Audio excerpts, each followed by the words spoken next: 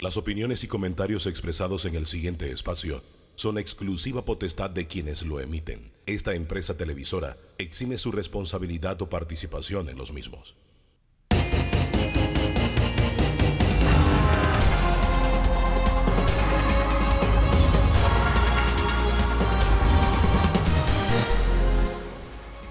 Señoras y señores, bienvenidos. Estamos ya en Debate Abierto Dominical. Gracias por acompañarnos a partir de este instante. Estoy con Danilo Toro, como todos los domingos, y comenzamos con el doctor Enrique Lao Cortés, director de la Caja de Seguro Social. Hay temas fundamentales que han estado sucediendo o transcurriendo esta semana.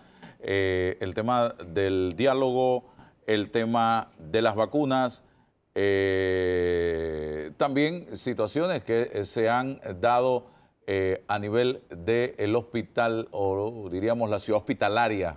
Todo esto muy relacionado con la Caja de Seguro Social. Comenzamos por el tema de las vacunas. Doctor Lao, vimos un planteamiento al país enérgico por parte de la Caja de Seguro Social. Inmediatamente se empezó a rumorar la posibilidad de que no se estuviera cumpliendo con los protocolos en el tema relacionado a la vacunación. La reacción de la Caja fue: no lo vamos a tolerar, no lo vamos a permitir, e incluso se produjo la renuncia del director del complejo en medio de este debate. Bienvenido, doctor Lao. Cuénteme qué es lo que ha pasado con el tema de las vacunas en la Caja de Seguro Social. Muchas gracias, don Álvaro, Danilo. Agradezco mucho esta oportunidad de comunicarme con la sociedad. En primer lugar, debo decir que la salida del director médico del complejo hospitalario Arnulfo Arias Madrid no está vinculada con el tema de la vacuna. Es una decisión personal que nosotros respetamos. Hablando específicamente de la vacuna, quiero decir que después de un largo proceso de trabajo de un equipo del gobierno nacional que estaba liderado por la Cancillería y el Ministerio de Salud, logramos, después de grandes esfuerzos, conseguir unas dosis que no eran las que inicialmente se habían programado, y esas dosis que llegan al país van a ser utilizadas de acuerdo a la estrategia nacional. En esta fase, en esta primera fase, y dependiendo de la cantidad de vacunas que vayamos recibiendo, se van a ir inmunizando, en primer lugar, los funcionarios que están directamente involucrados con la pandemia, ya sea dentro de las salas o aquellos que también, por la naturaleza de sus actividades, aunque no estén en los hospitales, están también muy expuestos. Debo aclararle a la sociedad que a raíz de esas publicaciones que se hicieron, nosotros llamamos a varios de los que pusieron las publicaciones y les pedimos que nos dijeran exactamente cuáles habían sido las irregularidades. Al final del camino no nos dijeron cosas específicas, pero sí hubo señalamientos sobre 13 funcionarios de la Caja del Seguro Social, y quiero decirles que se hizo una auditoría exhaustiva, se verificaron los expedientes, se verificó los sitios de trabajo, y le puedo asegurar a la población que las 13 personas sí son de la Caja del Seguro Social, y además son personas que están expuestas. Entre ellas habían 4 médicos intensivistas, teníamos cerca de 8 técnicos en enfermería y personal de aseo, porque la estrategia es poder vacunar a todos los que están en las áreas. Así las cosas, el proceso de vacunación se ha llevado a cabo de manera totalmente transparente en todo el país, y nosotros con esto estamos preparándonos para lo que podría ser la segunda fase en el tratamiento, ya que lo que se pretende es que si vacunamos a más del 70% de la población, vamos a poder adquirir la inmunidad de rebaño a través de la vacuna, y eso va a ser contundente en el control de la pandemia en nuestro país. Doctor Lao, se hizo el inventario o se hizo la auditoría y no arrojó ningún resultado negativo. O sea, todo el que se ha vacunado hasta el momento en la caja de Seguro Social está en esa fase, doctor Lao. Sí, señor. Debo decirle que aquí tengo el informe que me han mandado y por razones obvias no voy a señalar los nombres, pero ha sido sometida a un audito muy profesional por 2 vías distintas y efectivamente todos son funcionarios.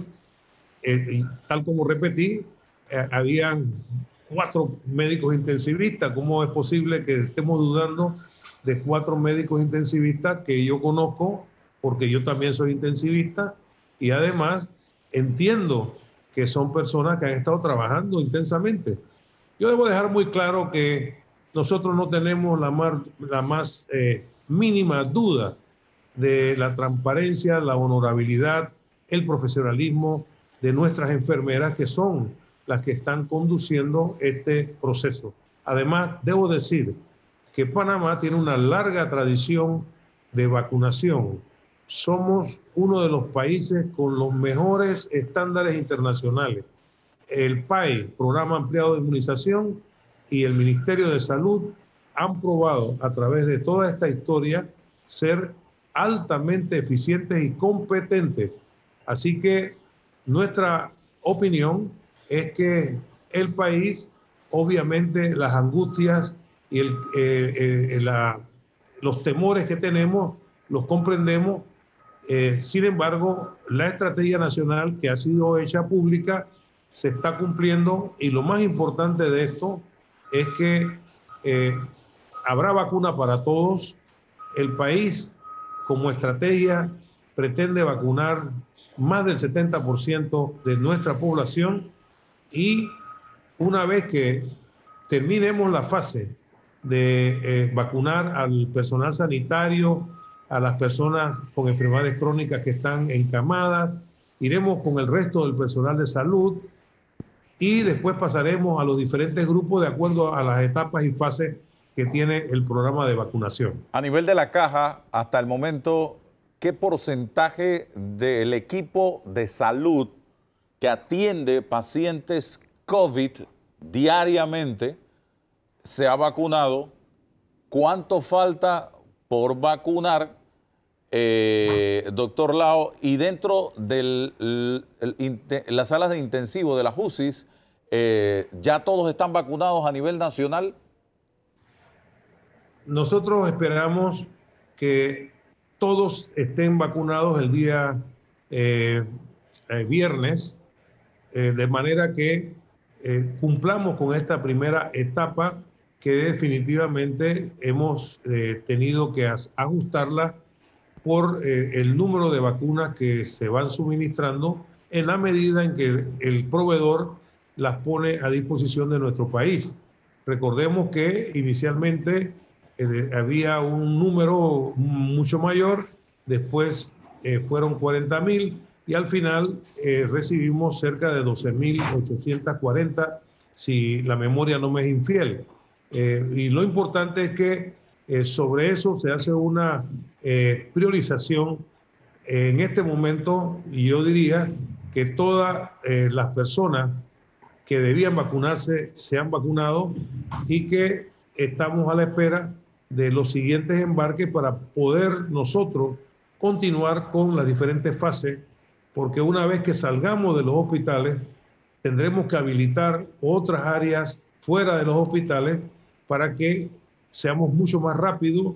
Tendremos centros de vacunación externos y existe la estrategia de habilitar los centros de votación para que las personas, así como Panamá es un buen ejemplo en nuestras elecciones, también utilicemos estas facilidades y podamos vacunar como si fuera un proceso similar, en donde las personas llegan a su centro, ya todo el mundo sabe dónde le va a tocar, se identifica, la Autoridad de Innovación Gubernamental ha establecido un sistema muy moderno en donde con su cédula usted puede identificarse, se puede saber a qué grupo pertenece, se verifica y se aplica su vacunación. El protocolo nos está enseñando también que una vez que las personas se vacunan, esperamos entre 15 a 30 minutos después de haber sido vacunados para descartar cualquier tipo de reacción como consecuencia de la vacuna, particularmente en aquellas personas que tengan historia de alergias severas o que hayan tenido algún tipo de enfermedad vinculada con reacciones anafilácticas que pudieran tener algún tipo de afectación y peligro sobre la vida. Todos estos centros de vacunación estarán dotados de elementos que permitan reaccionar rápidamente, atender a las personas en caso de que sea necesario y resolver. Por lo tanto, nosotros hacemos un llamado a la población a que aproveche esta oportunidad, a que se vacunen todos, a que una vez que sean vacunados también comprendan que van a tener que continuar con las medidas no farmacológicas de bioseguridad. Tendremos que continuar un tiempo con mascarillas, aquellos que necesitan pantallas faciales cuando van a los transportes públicos, los sitios de aglomeraciones. También es muy importante el lavado de manos, el distanciamiento físico, el evitar estar en aglomeraciones, aun cuando usted lo hayan vacunado. Doctor. Porque entre una vacuna y la otra, en este caso en particular, que es una vacuna de RNA mensajero, que de las últimas generaciones, usted tiene que ponerse una vacuna, 21 días después se pone una segunda dosis y después hay que esperar que el cuerpo comience a tener anticuerpos suficientes para protegerlo. Doctor, un paso en la dirección correcta fue el tema de la habilitación de una sala en la Ciudad de la Salud esta semana también. 300 camas creo que fue el número, usted me corregirá si estoy equivocado, pero ahí inmediatamente vienen las críticas y sería bueno, aprovechando que usted está con nosotros, para que nos explique qué es lo que ha pasado. La primera, el nombre de hospital o clínica COVID, y el otro, el tema del precio de las camas y el tipo de camas. Por ahí circuló un video donde se hacía ver que no eran tales camas y que el precio había sido elevadísimo. Y el Seguro Social, a través de su cuenta de Twitter, salió a aclarar que eso era totalmente falso, pero es bueno que usted, como director, explique esta situación. Muchas gracias, Álvaro, por esta pregunta. Debo decir que es lamentable esa conducta de tratar de denigrar todas las obras que se hacen en este país. Estamos trabajando bajo la premisa de una sospecha permanente. Entiendo que algunos sectores tienen una crisis de confianza, pero debo ser muy categórico. En primer lugar, esta obra es un hospital completo, porque estamos hablando de 16.000 metros cuadrados de construcción que fue licitado en una primera oportunidad. Participaron 15 empresas panameñas que fueron al área, pero solamente una se atrevió a postular cuando fuimos categóricos en decir que en 30 días tenían que terminar y que debían trabajar 24/7. El costo asignado de la licitación fue de 23.766.000 balboas. Y esta es una licitación que financia el gobierno nacional. La Caja del Seguro Social no ha erogado ni un centavo en esta obra. Esto se tramitó a través de la mesa COVID, y como en la primera convocatoria participó una sola empresa, que fue la que se atrevió a postular, a pesar de que fueron 15 las empresas que visitaron, se les dio toda la información, vieron los pliegos y vieron las condiciones de la obra. Nosotros declaramos, no adjudicamos con esa primera convocatoria, y yo públicamente le pedí a todas las empresas panameñas que cotizaran, que participaran, porque en el fondo lo que queríamos era que las empresas panameñas demostráramos al mundo que somos capaces de hacer una obra que por diversas circunstancias no se había terminado. Así las cosas, fuimos una segunda convocatoria y en esta segunda convocatoria participaron 12 empresas. Después hubo 2 empresas que postularon y se escogió la empresa más barata, la que había propuesto el precio menor. Las especificaciones fueron muy claras y debo asegurarles que todo lo que está ahí cumplen con las especificaciones.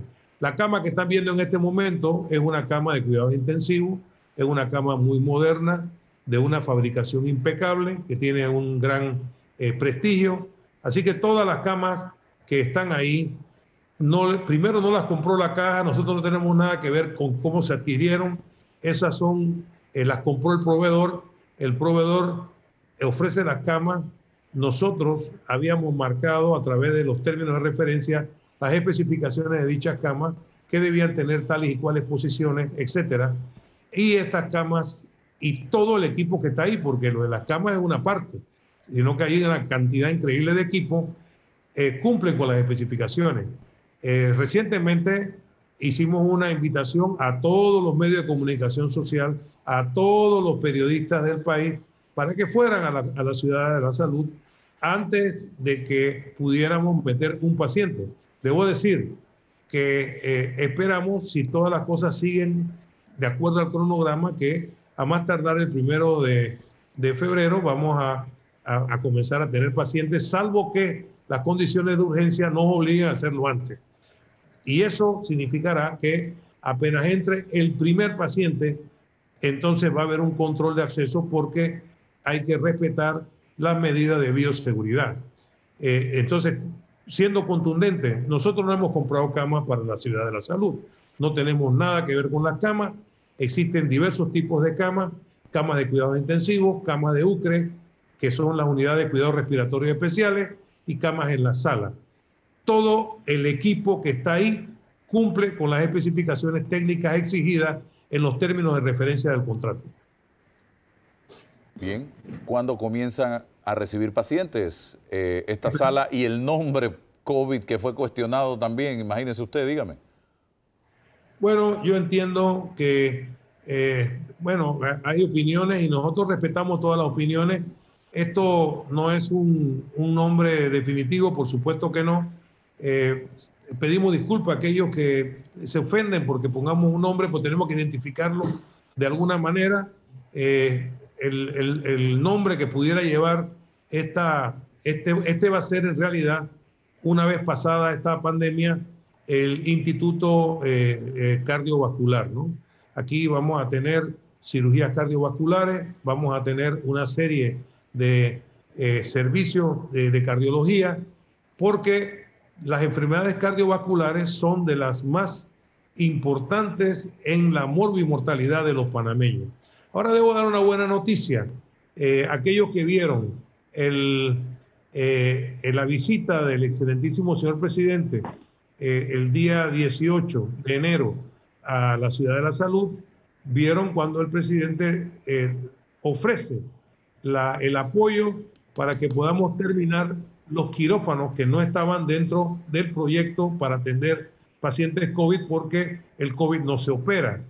Al estar el presidente en esa sala y ver la magnitud de la obra, y le planteamos que podíamos aprovechar también la oportunidad habilitando los quirófanos para poder operar pacientes con problemas cardiovasculares.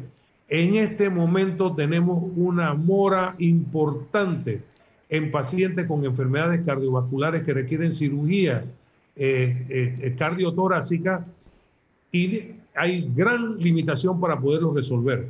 Si nosotros habilitamos estos quirófanos, que se espera en este proyecto que tengamos 4 quirófanos, uno de ellos considerado híbrido, utilizando la tecnología de cromo-níquel para disminuir las infecciones que se puedan adquirir ahí.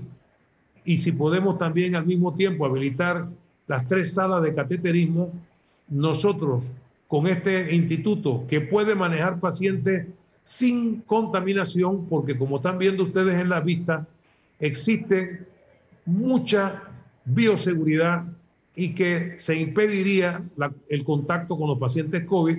Podemos también resolver enfermedades que ponen en peligro la vida de las personas y que requieren atención inmediata y que en este momento no tenemos la capacidad para hacerlo. Por lo tanto, esto rebasa el tiempo de COVID.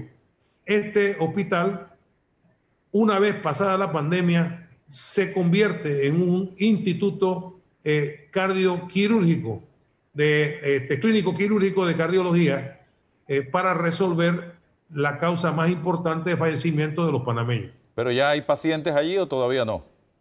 No, señor. Okay. Nosotros esperamos, una vez que seamos habilitados por el Consejo Técnico, que cumplamos con los requisitos de farmacias y drogas para el tema de la farmacia, que habilitemos nuestro laboratorio, que ya estamos en proceso.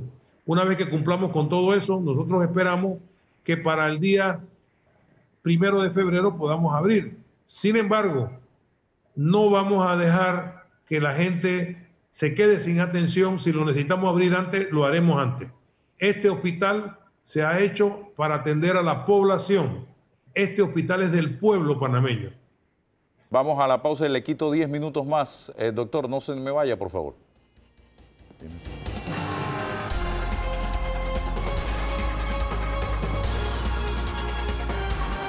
Avanzamos. Estamos conversando con el doctor Enrique Lao, director de la Caja de Seguro Social. Danilo Toro participa. Buenos días, doctor. Doctor, algunas preguntas muy rapiditas aquí. Ha comenzado el diálogo, por la Caja de Seguro Social, doctor, y del inicio de este diálogo me quedó la idea de que este diálogo está dentro del diálogo del Bicentenario. Es parte del diálogo del Bicentenario. En este sentido, quisiera que nos aclarara si es así, si está sometido a los tiempos del diálogo del Bicentenario, si la Caja tiene la capacidad de aguantar esos tiempos, si es que es así, y también que nos dijera quién lo está moderando. Me llama la atención que la Caja pues anunció a través suyo que tiene un representante que es un técnico. Y quisiera saber si él está como representante de la Caja o también está como moderador del diálogo de la Caja del Seguro Social.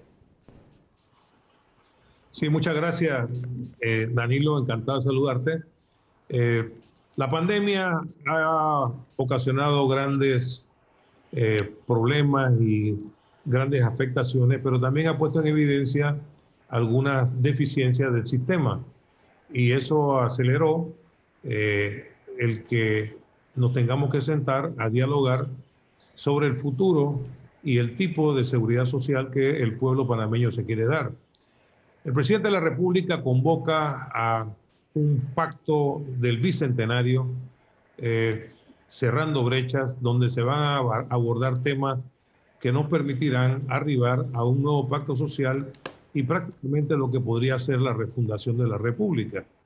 Y consideró que el tema del seguro social era tan relevante que se decide que en lugar de que el diálogo por el seguro social esté inmerso directamente en el pacto, aun cuando forma parte de todo ese contexto, el diálogo por el seguro social se decidió por su mandato hacerlo de forma separada.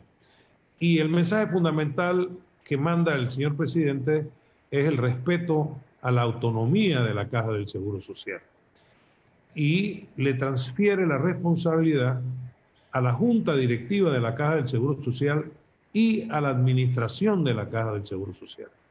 Y en ese sentido, nosotros nos hemos puesto a trabajar desde el mes de octubre que llegamos al cargo para, en primer lugar, transparentar todo lo que tiene que ver con la Caja del Seguro Social y permitir que los grupos de interés y los ciudadanos en general puedan conocer sin ningún tipo de velo lo que sucede en la Caja del Seguro Social. Y fue así como terminamos los estados financieros del 2018, terminamos los estados financieros del 2019, estamos trabajando en un preliminar del 2020 Y esos estados financieros se sometieron a las corridas actuariales que también fueron puestas en manos de la Junta Técnica Actuarial, que ya los está analizando y ha hecho algunas opiniones. Entonces, ciertamente, bajo el principio de autonomía de la Caja del Seguro Social, esta institución ha considerado respetar en lo que se pueda las recomendaciones del señor presidente de la República. El llamado a que nos sentemos y tratemos de arribar a acuerdos en 3 áreas fundamentales sin descuidar las otras, pero en 3 áreas fundamentales. Estamos hablando del problema de la sostenibilidad del programa de invalidez, vejez y muerte, en lo que se refiere fundamentalmente al sistema exclusivo de beneficio definido, llamado por algunos el programa de solidaridad, el cual tiene una situación, hay mucho más personas jubilándose y hay cada vez menos personas que pagan en este subsistema. Por lo tanto, ahí hay una crisis, ahí hay una situación que es tema fundamental del diálogo. El otro punto que señaló el presidente de la República es cómo la Caja del Seguro Social puede, a través de acciones inteligentes, incorporar a un segmento que no está vinculado con la seguridad social y se refiere a los trabajadores informales. Antes teníamos cerca de 40%, 45% de la población económicamente activa dentro de la informalidad.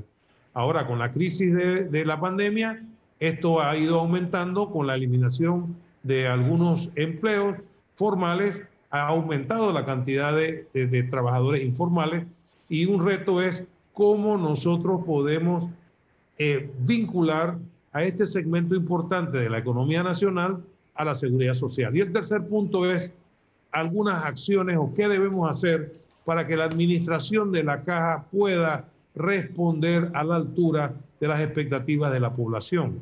¿Cómo somos más conscientes y cuáles serían esas acciones para ser más eficientes, para ser efectivos, para nosotros a tener una acción que realmente ayude, por un lado, a aquellos que vienen a pedir un servicio y por otro lado, a aquellos que mantienen relaciones económicas? ¿Cómo hacemos para pagarle más rápido a los proveedores? ¿Cómo hacemos para hacer más transparente y eficiente las contrataciones públicas? En fin, el tema de la administración es un tema que tiene muchas aristas y debo decirles que toda la población puede participar. Y en ese sentido existe la plataforma Ágora, donde cualquier ciudadano puede entrar y puede dar sus recomendaciones, puede poner su opinión, puede plasmar sus sentimientos. Eso nos va a enriquecer muchísimo porque lo que se pretende es que sea un diálogo incluyente, un diálogo participativo y que todos los grupos de interés y los sectores vinculados con esta institución tengan la oportunidad de expresarse y tengan la oportunidad de participar en la toma de decisiones. Doctor Lao, para ir aterrizando, quiero tocar sobre el tema del diálogo.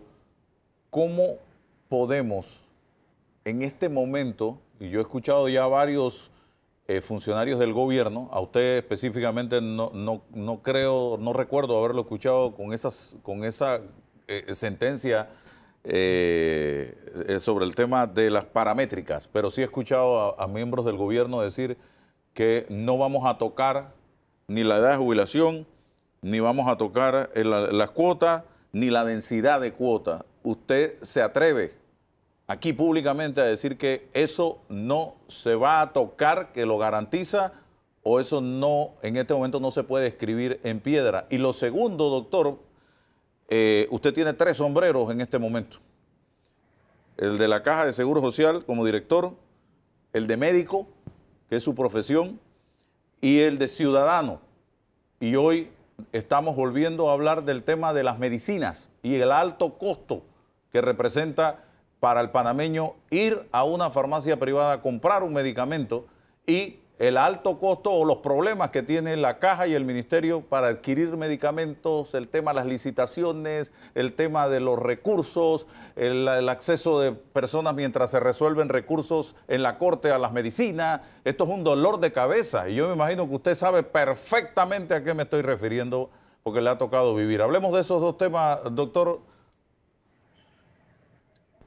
Comienzo por decir que efectivamente es un sentimiento de parte del presidente de la República que seamos creativos en las soluciones que se plantean para resolver el problema de sostenibilidad del fondo de pensiones y que lo que el presidente ha querido decir es que él quiere evitar que cualquier decisión o cualquier propuesta pase por afectar a los ciudadanos. Y en ese sentido, existen 290.000 ciudadanos que son jubilados y pensionados. 16.000 de ellos están cobrando menos de 200 balboas con un problema de inequidad terrible. He visto cheques en mi gira por todo el país. Recuerdo cuando estuve en el área de las comarcas atendiendo los asegurados que hay allá, funcionarios que habían trabajado en las fincas bananeras cobrando cheques menores de 80 balboas. Nadie puede vivir con ese ingreso. Por lo tanto, el llamado a la creatividad es a buscar soluciones inteligentes, ir más allá de lo que se ha pasado en otros lugares. Cuando uno recorre los caminos que otros han recorrido, seguramente va a llegar a los mismos sitios donde los otros han llegado. Nosotros tenemos que esforzarnos por ser creativos, por buscar una avenida en donde juntos podamos transitar respetando la fragilidad que tiene un sector muy importante, que son los asegurados, son los que pagan las cuotas y no se quiere golpear. Ahora bien, en mi calidad de co-administrador o co-responsable con la Junta Directiva, no puedo adquirir, previo al diálogo, ninguna posición que marque ni tendencia ni sesgo. Tengo que ser muy prudente, muy cuidadoso y separar mis opiniones personales de las institucionales. Así las cosas, la garantía que tanto la Junta Directiva, en la persona de la presidente Esmeralda Buchanan y de quien les habla, nosotros nos hemos comprometido a crear el ambiente propicio, una mesa nivelada, respetuosa, abierta, y quiero decirles que estamos impulsando el hecho de que las deliberaciones dentro del marco del diálogo sean públicas. Los ciudadanos tienen derecho de saber lo que se dice, quién lo dice, cómo lo dice. Aquí se pretende que el diálogo sea abierto, transparente e íntegro. No hay secretos en la Caja del Seguro Social. Nosotros ponemos de manera abierta toda la información y todas las evidencias para que los tomadores de decisiones arriban a propuestas creativas e inteligentes que busquen al final del camino mejorar la sostenibilidad sin lastimar a ninguno de los sectores involucrados. ¿Medicamentos? Efectivamente, tenemos un problema de medicamentos. Ese problema tiene más de 40 años. Cuando usted analiza de cada 100 personas que se quejan, cerca del 70% se queja porque no tiene medicina. Diversos estudios internacionales han revelado que el gasto de bolsillo de los panameños comprando medicina está alrededor de los cerca de 400 millones de balboas al año. Y eso es mucho dinero. Cuando un jubilado o pensionado, que son los que tienen mayor cantidad de enfermedades, aquellos que tienen patologías crónicas, la caja le dice que no tiene el medicamento que le debió haber dado, esa persona le quedan dos caminos: va a la farmacia y la compra, con lo cual se empobrece, porque en lugar de utilizar ese recurso para comer o para satisfacer alguna otra necesidad, tiene que comprar medicina, o simplemente no los toma, y al no tomarlo afecta su calidad de vida y su pronóstico. En ese sentido, es un compromiso de esta administración procurar resolver este problema. Hemos hecho varias cosas. Estamos ahora en relaciones muy interesantes con la Cámara Logística de Panamá, porque el hecho de que el medicamento salga de la fábrica y sufra una gran cantidad de estaciones antes de llegar a la mano del consumidor o de los pacientes requiere un trabajo logístico importante. Yo tengo mucha ilusión de este trabajo que se está haciendo con la Cámara Logística y con los expertos panameños, porque tenemos expertos en Panamá que pueden ayudar. Y por otro lado, debo decirles que si bien es cierto, hemos mejorado el suplido de medicamentos y el porcentaje de abastecimiento, nunca es suficiente, porque si usted va y el medicamento que usted necesita, ese no hay, eso para usted es el 100%. Hay dos proyectos de ley, uno de Zulay Rodríguez y otro de Mayín Correa, que están en la dirección de tocar este tema de los medicamentos. ¿Usted está dispuesto a dialogar, a sumarse a esto? Nosotros hemos recibido los anteproyectos, los hemos sometido a los diferentes niveles estratégicos y operativos de la caja para recoger sus impresiones, pero debo adelantarme y decir, cualquier iniciativa que busque, por un lado, abaratar los costos y romper las cadenas que amarran a esta institución y que la limitan de poder cumplir con los ciudadanos, es bienvenida en esta institución. Nosotros vemos con muy buenos ojos todas las iniciativas que ayuden a que las medicinas sean más baratas, a que las medicinas puedan llegar a las manos de nuestros pacientes de forma expedita y incluso en caso necesario de no tener a nivel local un medicamento que permita que la institución pueda ir al extranjero y adquirir en conjunto con otras instituciones. Hemos nosotros recibido ofertas de apoyo de instituciones similares al Seguro Social de Panamá, mucho más grandes, para aprovechar lo que sería la economía de escala y comprar nuestros medicamentos en conjunto.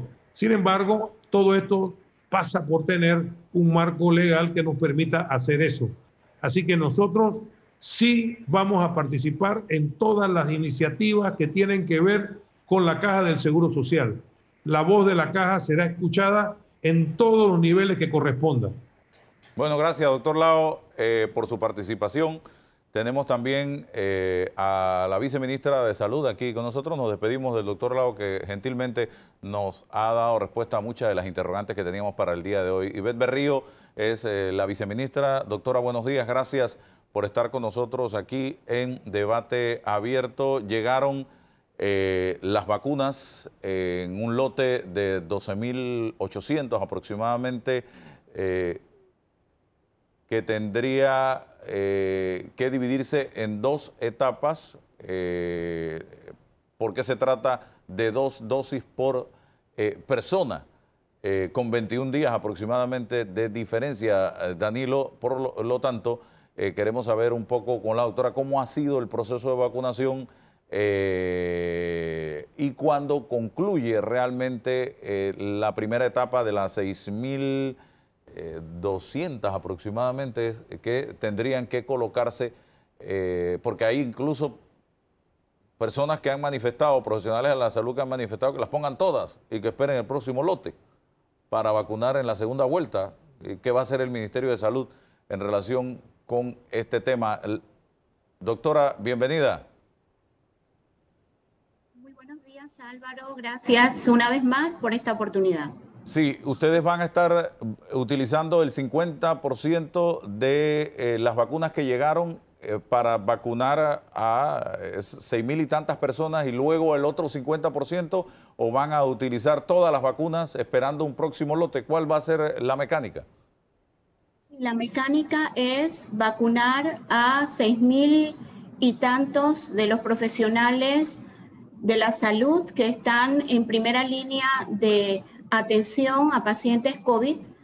Vamos a guardar la segunda dosis ya que no conocemos la fecha exacta del siguiente embarque de vacuna Pfizer, así que queremos respetar el hecho de que son 21 días para colocar la segunda dosis y consideramos que es lo más prudente asegurar la segunda dosis a nuestros colegas y compañeros de trabajo que están en UCI, en salas COVID, en unidades de cuidados respiratorios y en cuartos de urgencia que están siendo vacunados en estos días.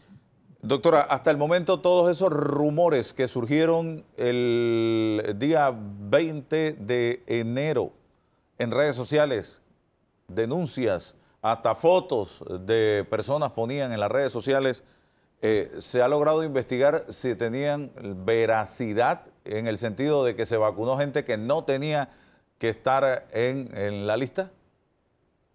Efectivamente, se detectó en la información tecnológica que nos brinda el proceso de vacunación, se detectó que hubo colocación de unas cuantas dosis a personas que no les correspondía.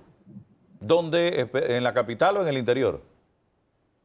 Aquí en la capital. ¿Qué medidas se han adoptado con esas personas y con quienes autorizaron esto? Pues consideramos que la dirección de la institución en donde se dio estos casos está tomando ya medidas al respecto y nosotros somos respetuosos de ello. Un consejo sano, que se sepa las medidas que se están tomando, públicamente se digan, para enviar de esa misma forma un mensaje a todo el país de que esto no es relajo, este es un tema muy serio. Aquí estamos hablando de vidas humanas, no de suéter o chancletas que se están repartiendo o jamones o pavos en Navidad. Esto es vida, estamos hablando de esperanza, estamos hablando de vacunas.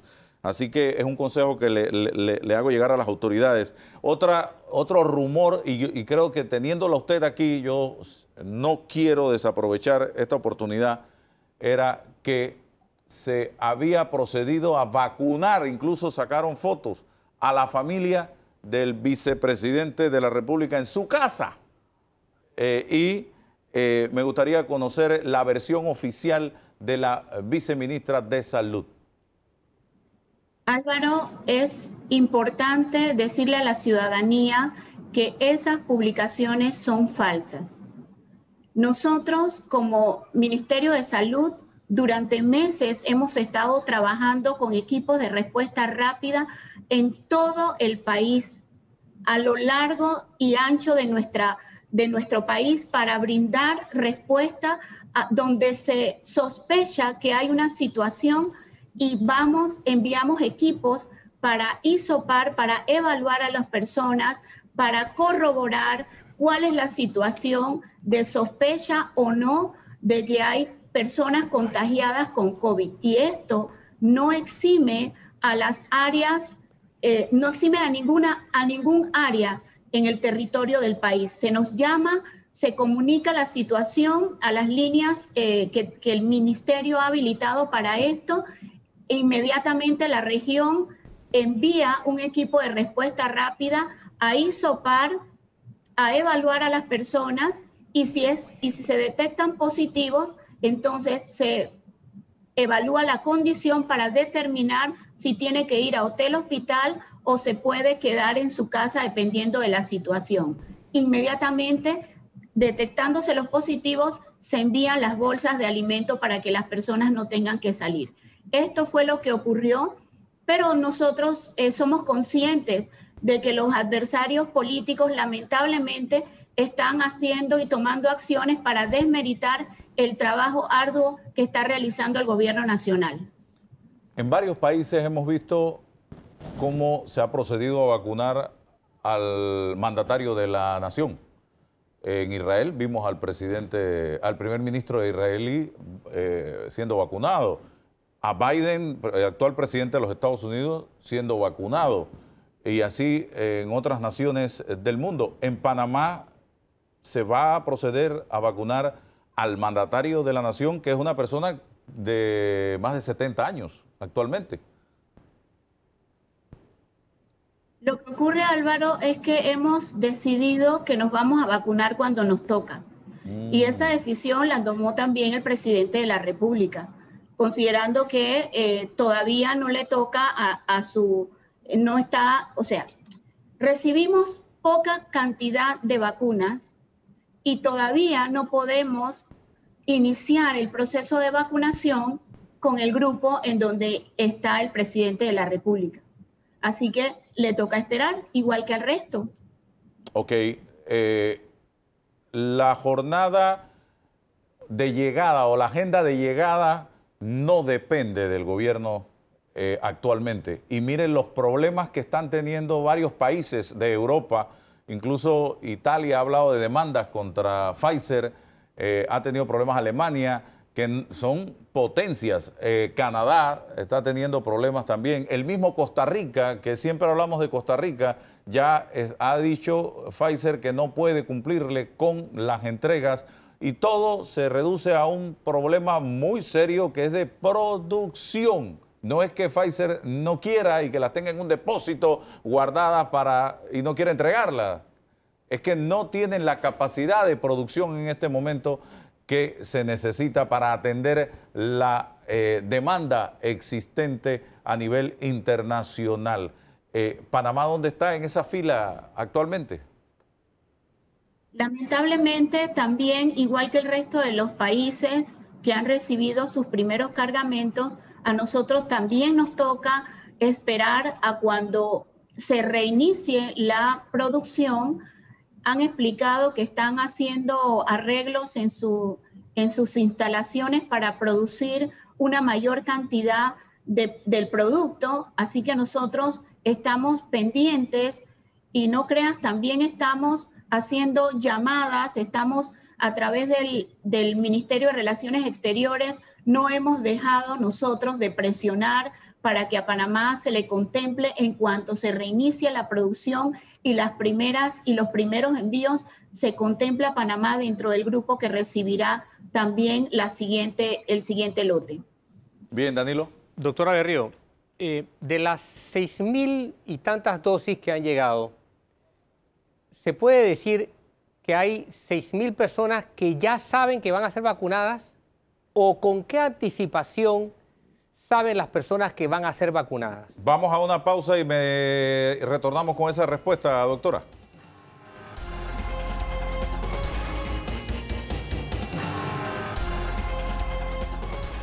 Bien, avanzamos con la respuesta de la viceministra de Salud, Ivette Berrío. Adelante, viceministra.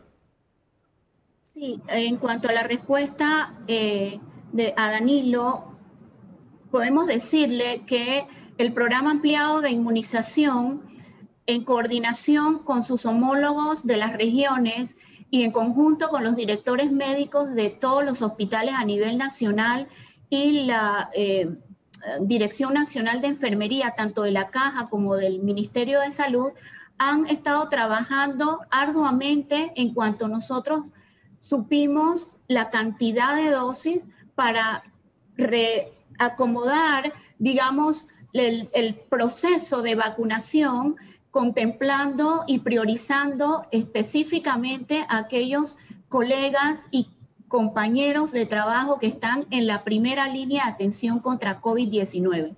Se trabajó estas listas justamente con este grupo de profesionales del programa ampliado de inmunización y directores médicos y enfermeras,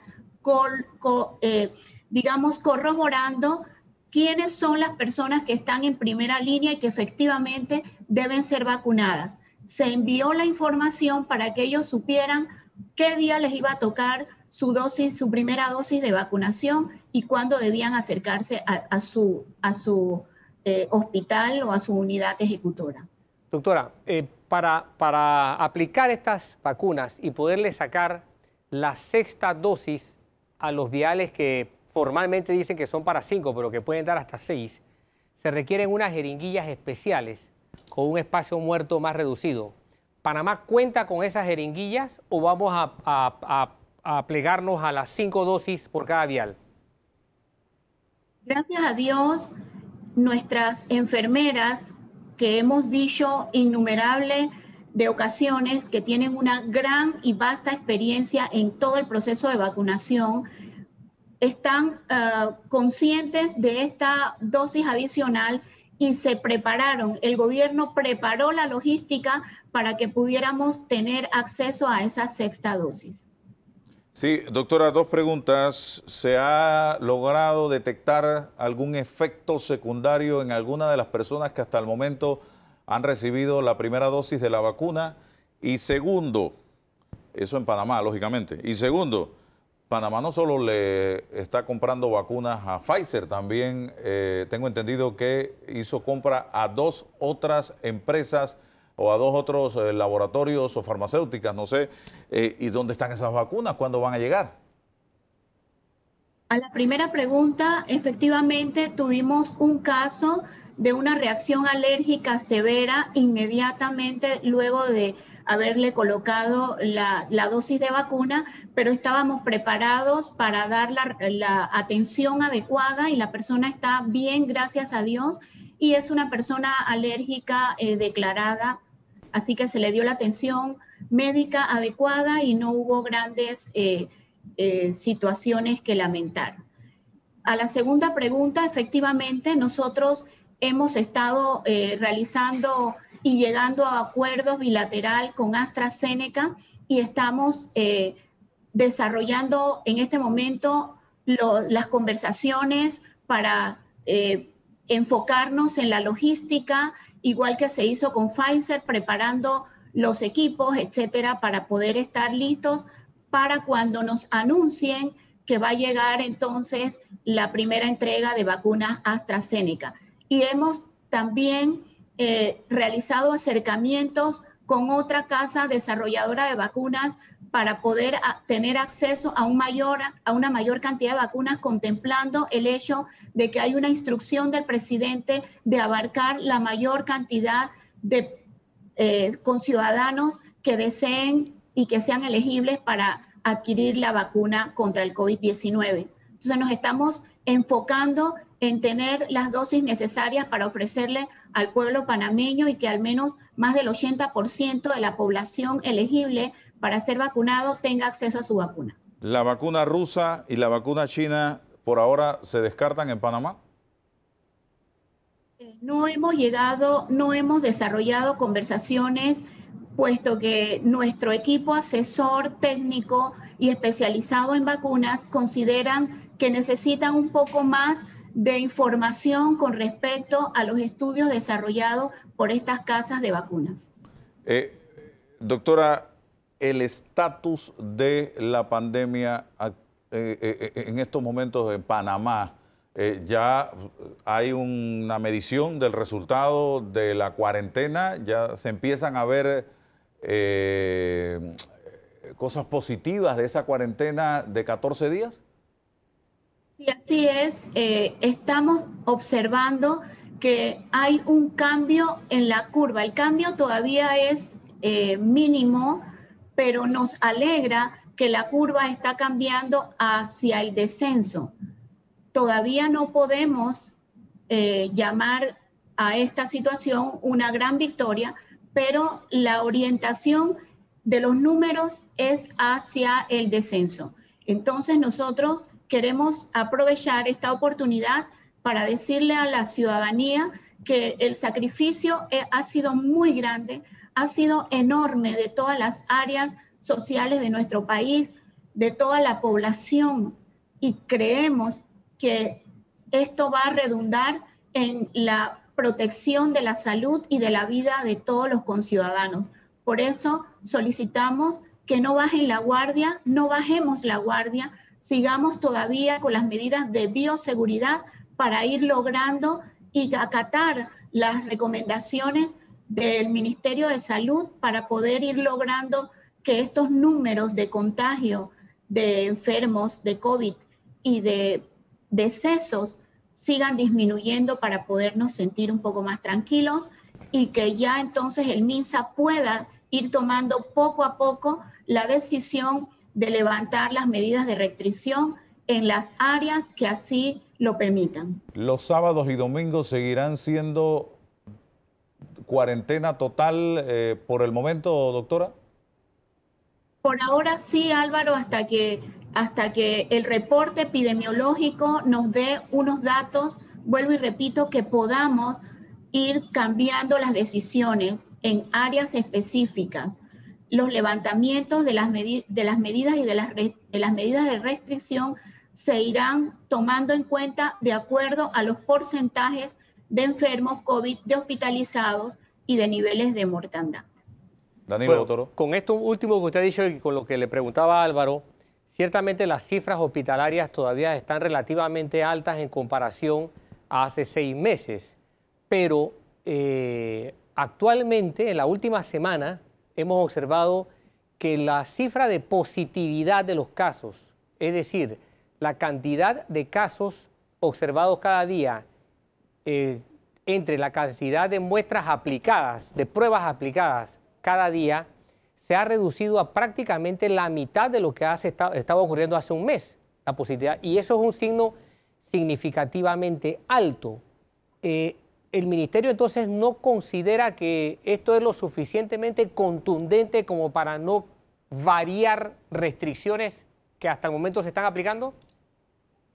Miren, justamente en este momento está el señor ministro de Salud reunido con todo el equipo de epidemiología, revisando los últimos cortes y evaluando las próximas decisiones a tomar. Es una decisión que no es unilateral, se hace con todo un equipo especializado que evalúa el tema y se toma entonces decisiones contemplando que no vayamos nosotros a regresar entonces a nuevos niveles de aumento en los pacientes COVID. Entonces, son muchos elementos los que se ponen sobre la mesa, se estudian, se evalúan, se escuchan las opiniones de los expertos, se hace una presentación al señor presidente de la República y se toman las decisiones. Viceministra, está muriendo mucha gente, 40 y tantos diariamente. Esto es sumamente triste. Y encima ver lo que hemos podido ver, morgues repletas ya que no tienen espacio para alojar allí los cuerpos de estas personas. ¿Qué se está haciendo en esa dirección, ministra? Y lo otro, ¿no está funcionando realmente un tratamiento específico para disminuir el número de muertes en Panamá? Sí, efectivamente el porcentaje de pacientes fallecidos es alto. Nosotros somos los primeros que estamos buscando una manera de dar respuesta a la ciudadanía.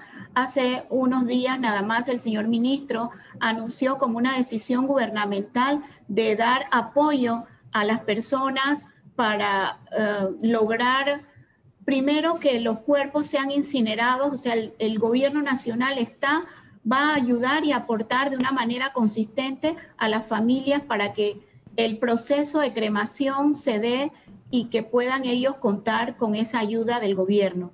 Por otro lado, nosotros consideramos que Panamá ha sido un país que pues sus niveles de profesionalismo se han visto en todo este proceso de enfrentar la atención a pacientes COVID y hemos ido creciendo en cuanto a las tomas de decisiones y los tratamientos y los protocolos diseñados por nuestros colegas en los diferentes hospitales del país. Nosotros hemos sido respetuosos del criterio de los profesionales de la salud, apoyando en todo lo que es necesario para que ellos tengan los elementos y puedan brindar la atención adecuada, también con su nivel de profesionalismo y expertise a los pacientes en una pandemia que es totalmente inédita. Nadie cuenta con el librito hoy, después casi un año de haberse iniciado la pandemia aquí en nuestro país y en el mundo entero.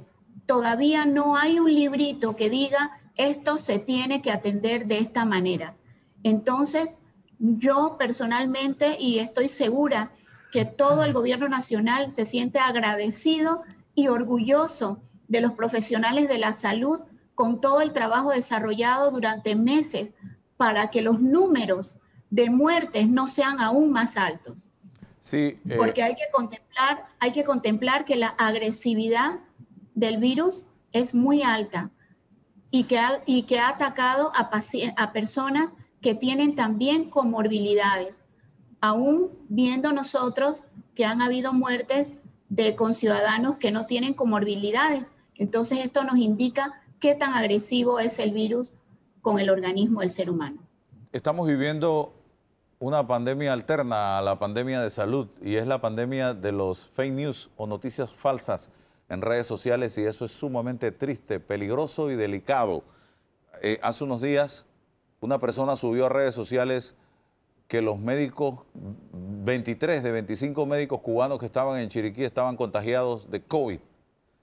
Tuvo que salir luego a desmentirlo, pero cuando tú derramas la leche es bastante difícil recoger la leche derramada al 100%, y ya todavía hay gente creyendo que efectivamente ese número, ese porcentaje de médicos cubanos se contagió.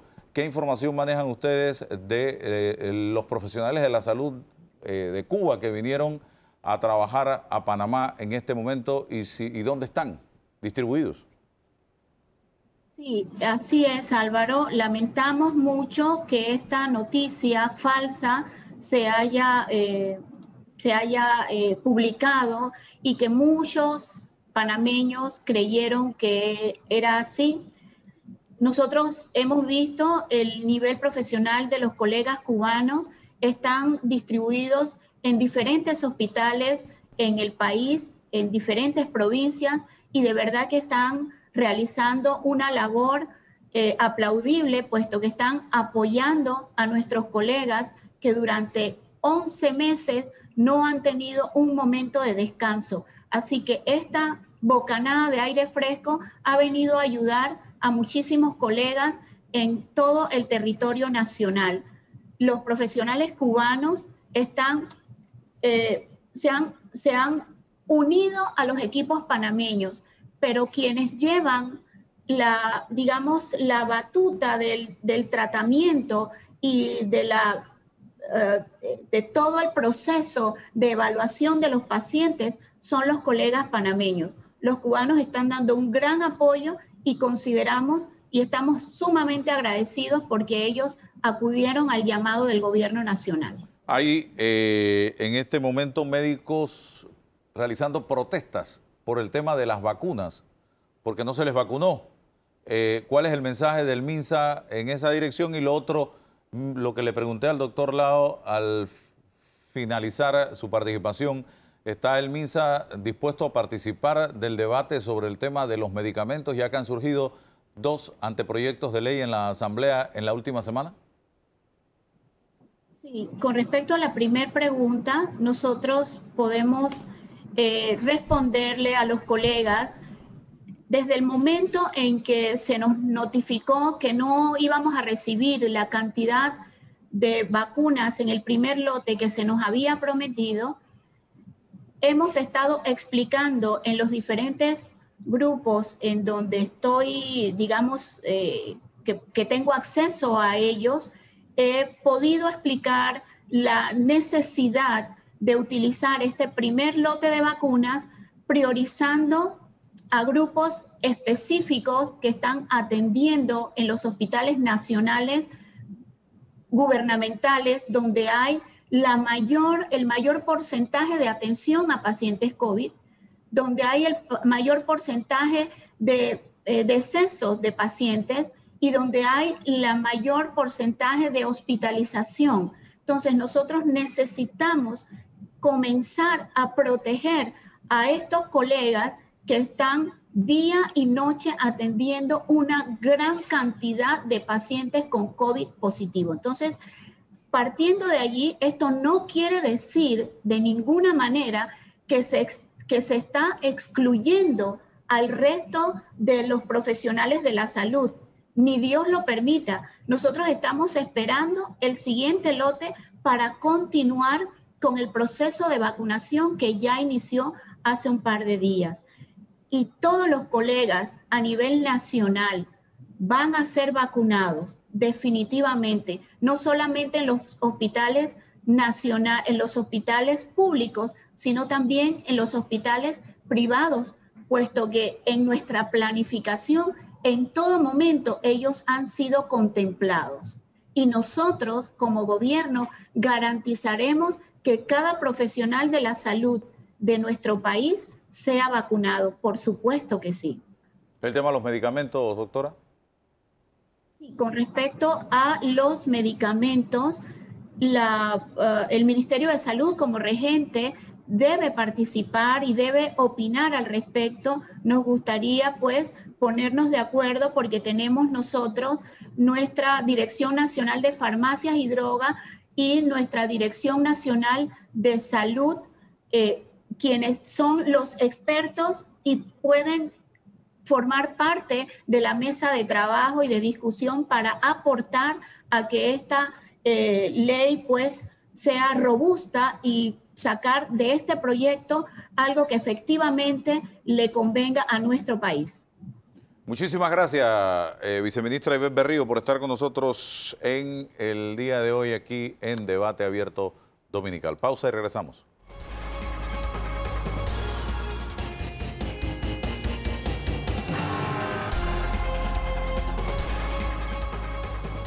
Avanzamos. La doctora Marta Illueca ya no necesita presentación. Es parte de la casa ya, señoras y señores. Está con nosotros en el día de hoy. Doctora, oiga, un abrazo y gracias por estar con nosotros siempre allí.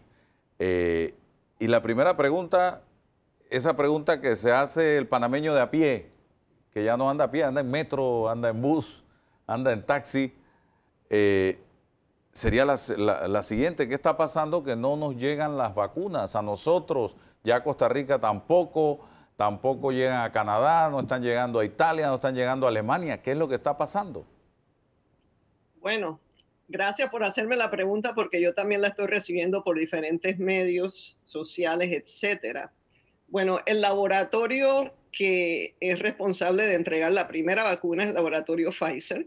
Y esta semana que pasó, anunciaron que iban a incrementar su producción de vacunas en todo el mundo. Aproximadamente ellos planean producir 2 billones, con B de bueno, 2 billones para fines de 2021, o sea, en todo el año, pues. Entonces, la producción de las vacunas ocurre en Bélgica y este ajuste a sus planes de producción resultó en una demora que no solo nos ha afectado en Panamá, ha afectado a Europa y a Canadá. Hay muchos países que están muy disgustados con la compañía. Italia ha hablado de demandarlos. Un oficial alto de la Unión Europea usó una frase en latín que yo sé que los abogados que me escuchan la entienden, que es pacta sunt servanda, que quiere decir que estamos hablando de un contrato. Así como en Europa y en Canadá, también en Panamá. Panamá no controla la entrega de las vacunas. Panamá cumple con su lado del contrato. Estos son contratos, lo que se llaman los tratados o arreglos bilaterales. Entonces, Panamá no controla la entrega. Así que sí es verdad, estábamos esperando un número más alto de vacunas y en realidad yo creo que hemos tenido suerte. Hemos tenido suerte y yo creo que tenemos que, para ser justos, reconocer el gran esfuerzo de la Cancillería panameña de que por lo menos nos llegaran esas 12,000.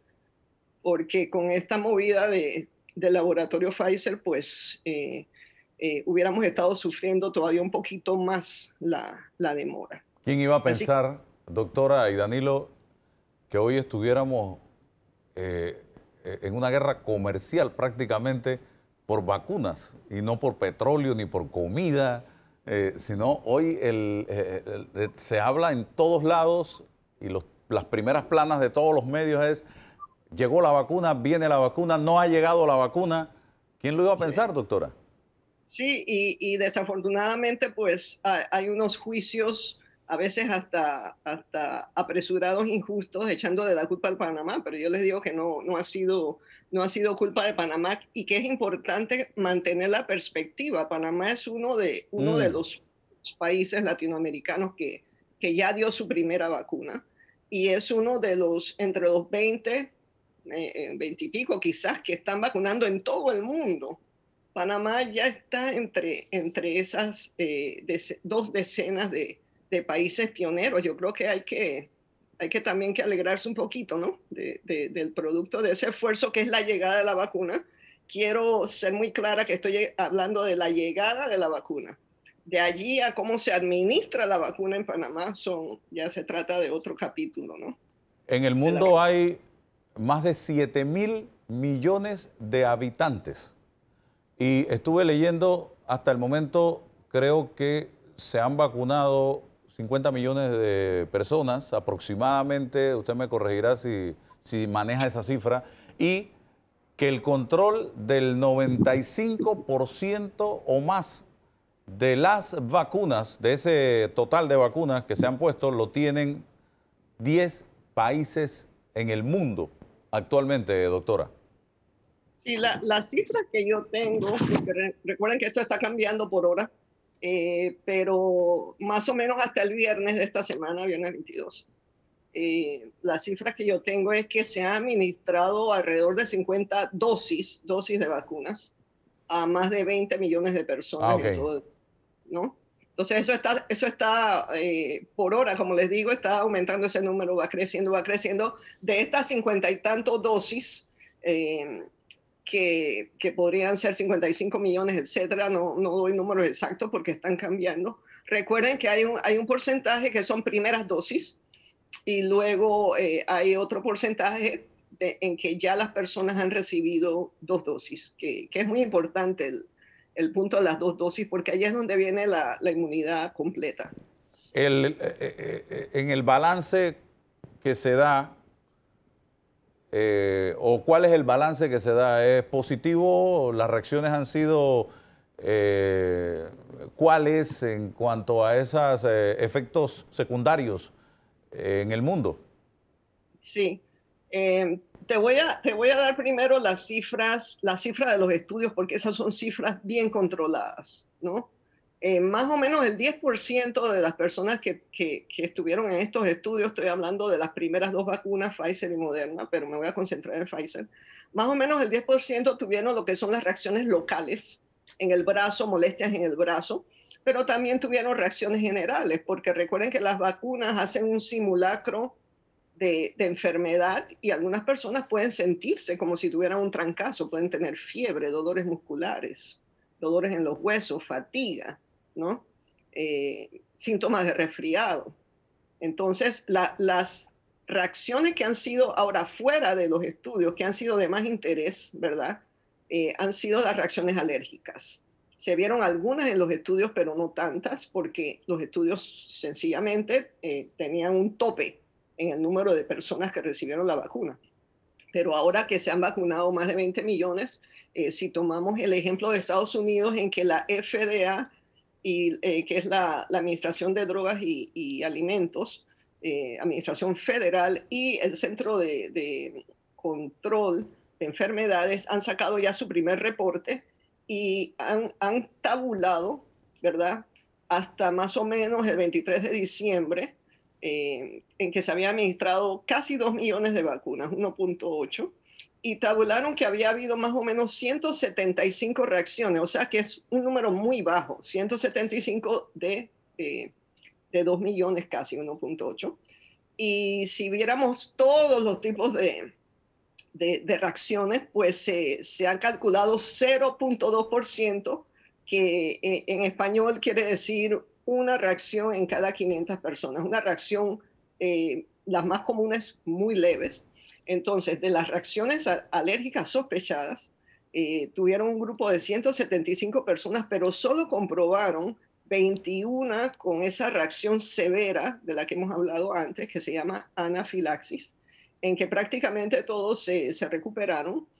Y otras 80 personas más o menos tuvieron reacciones alérgicas mucho más leves, ¿no? Que no llegaban al punto de necesitar cuarto de urgencia o de que les faltaba el aire ni nada de eso. Entonces, esos números hay que verlos en el universo de todas las personas vacunadas, que ya les digo que para esa fecha, diciembre 23, estaban en 1.8 más o menos en dosis de vacunas. Ok, voy a darle la palabra a Danilo, pero tenía una interrogante. Leí que Florida tuvo que poner algunas restricciones porque había gente yendo a hacer turismo de vacuna. En Estados Unidos se puede ir uno a vacunar no siendo residente en Estados Unidos, doctora, y en hospitales públicos o privados. Oficialmente no. Lo que ha pasado en Florida, hasta donde yo puedo entender, ¿no?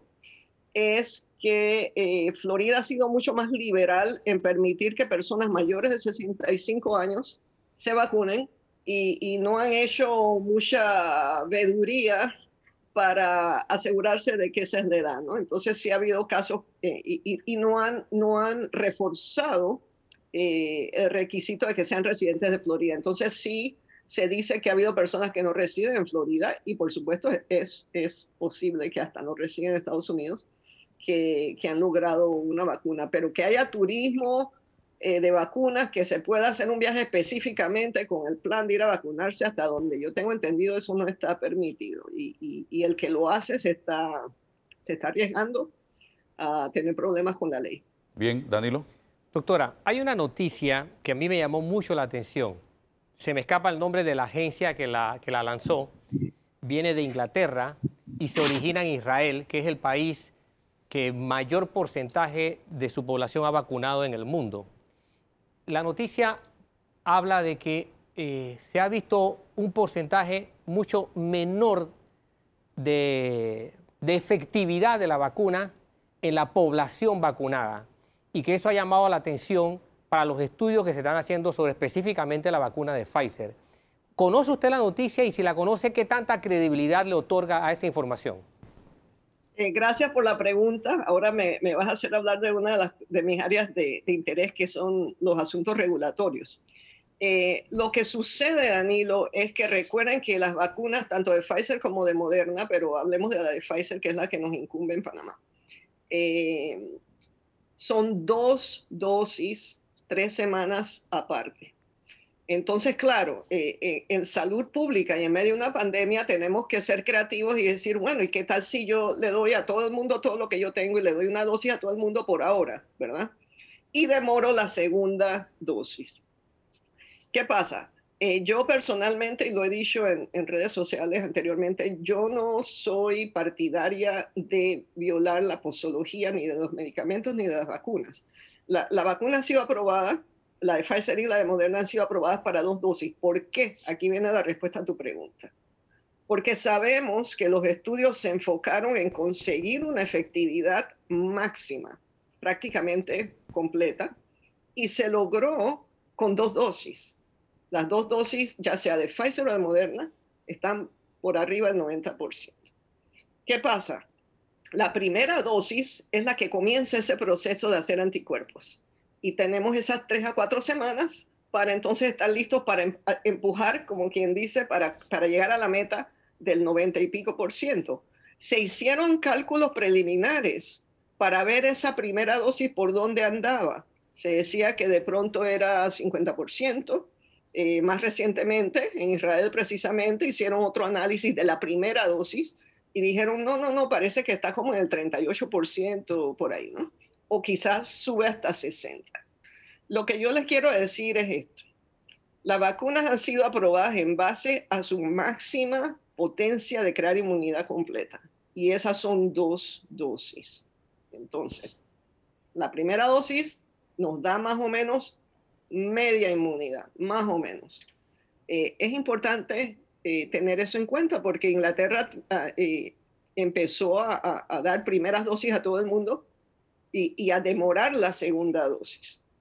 Y en teoría de pronto se pueda demorar esa segunda dosis, lo ha dicho el Centro de Enfermedades, Control de Enfermedades acá, pero han sido muy claros. Y la FDA ya se ha pronunciado para decir que hay que ser lo más fieles posibles a esas 3 a 4 semanas para dar la segunda dosis. Entonces, recalco, esa cuestión de la efectividad que se está revisando no es de la vacunación total, del ciclo total de 2 dosis. Se refiere a qué tal si nada más damos una dosis. La situación en Inglaterra en este momento es sumamente crítica, producto de la nueva cepa y la velocidad de contagio de la misma. Y esto se está dando en otros países. Doctora, ¿cuándo vamos a salir de esto? Con esto de las nuevas cepas y demás, ¿usted qué nos puede decir? Las nuevas cepas son una realidad del tipo de virus que es el coronavirus, que es ese tipo de virus, mRNA es el tipo de material genético del virus. Es algo que ocurre ahora, pues la más famosa es la de Inglaterra, pero eso ha estado ocurriendo a través de los meses. Entonces, ¿qué quiere decir eso? Que es muy probable que tengamos que revacunarnos, si no una vez al año, de pronto cada 2 años. Como la influenza. Como la influenza, claro. Pero la buena noticia, y esto sí es muy importante porque es una buena noticia, ya Pfizer empezó a analizar su vacuna contra la cepa del Reino Unido, de Inglaterra, y ya han visto que sí es efectiva. Recuerden que estas cepas están apareciendo a través de los meses, y cuando se hizo la fase 3 de los estudios de las vacunas, habían cambiado las cepas bastantito, y sin embargo la vacuna fue efectiva. Bueno, parece que según la data que tiene todavía que publicarse, pero es una data preliminar y muy prometedora, parece que la vacuna de Pfizer sí va a ser efectiva. La cepa se transmite mucho más rápido, pero es importante notar que hasta ahora no hay evidencia de que produzca enfermedad más grave. Lo que pasa es que, claro, si tenemos a más contagiados, entonces ese porcentaje de hospitalizados se mantiene igual, pero al aumentar el número, entonces el número de hospitalizados puede subir, etcétera, las muertes pueden subir, pero no es una cepa que haya demostrado tener más gravedad. Doctora, sobre los muertos, sí, sobre las personas que han muerto después de ponerse la vacuna, la pregunta sería, escúcheme bien, ¿son sí. muertos con la vacuna o por la vacuna? Sí. ¿Ya se ha logrado determinar? El ejemplo que se ha hecho más popular es el ejemplo de Noruega.